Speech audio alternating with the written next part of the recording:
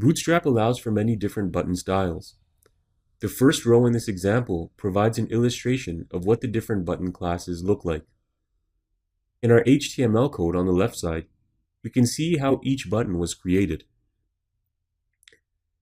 We start with the open button tag, and this is in reference to the first button here, the default button.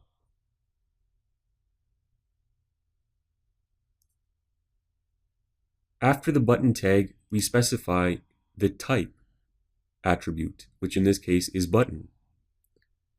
And next, this is the important part for the styling, we specify the two classes, button, btn, and button default. Button default gives this type of button styling. Next, we've just specified the label for the button, which in this case is default. And lastly, we close the button element tag. For the remaining buttons in this block of code, all we've done is updated the button class and button label. So you can see here for the second button, we've changed one of the classes to button primary and updated the label as well to primary. If you wanted something different displayed on the button, you could simply go ahead and change the label. I'll save the file, and once I refresh, we can see different text displayed in the button. The third button uses the button success class, followed by button info, warning, danger, and button link. Button link creates this type of an effect. It's a text link which is underlined on mouse over.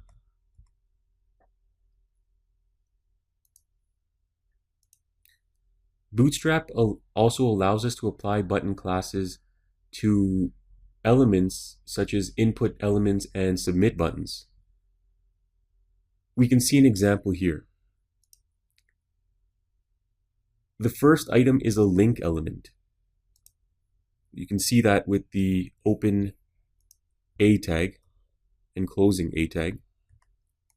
In this case, the link element has been assigned the class button and button info. We also need to specify the button, the role, which in this case equals button. And when we do that, this is the type of button that's created. And so you can see that we've converted a link element into a button format. Next, we have the input button. So you can see the open input tag.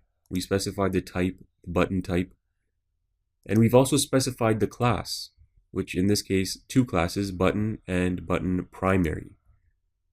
And so you can see we've applied, this is the type of style that's created to an input when you apply these two classes.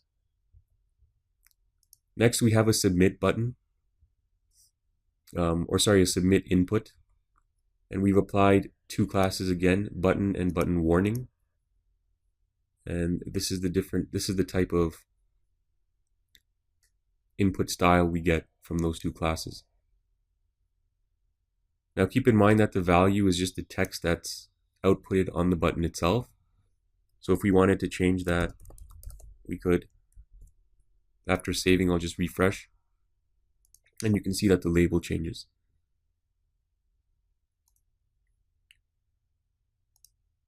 We can change the size of the buttons by adding the button size class.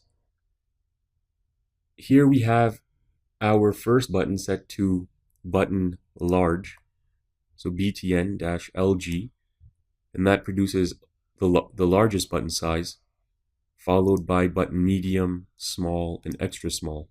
And you can see the output on the right-hand side here.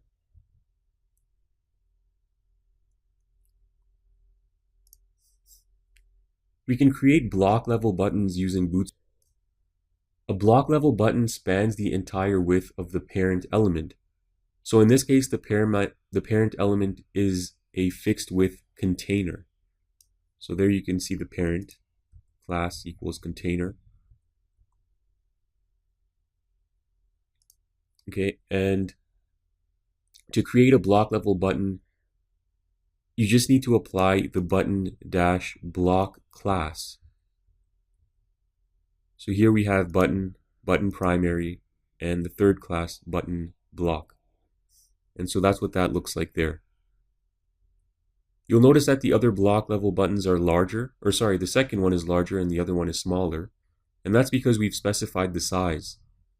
So on the second block level button, we've just created another class, which is button large. Okay, the button primary is as we explored previously, is the bluish button.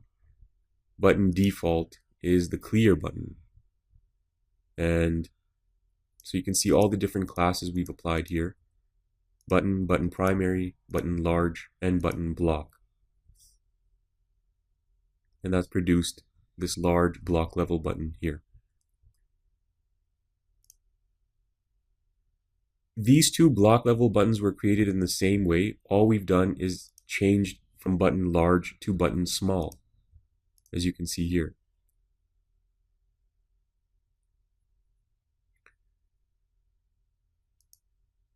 We can create disabled or active buttons. So you can see here that this button is unclickable, meaning it's disabled. And on the left, this button is active. Okay, so on the left-hand side in the code, we can see that we've applied the button class, button primary, and also active. So the active class gives it a little bit more of a highlight. It's slightly darker blue than the primary class, which is over here. Now disabled, you can see in the second button, we've created the different classes button, button primary, and disabled. So by adding the disabled class, this is the effect you get.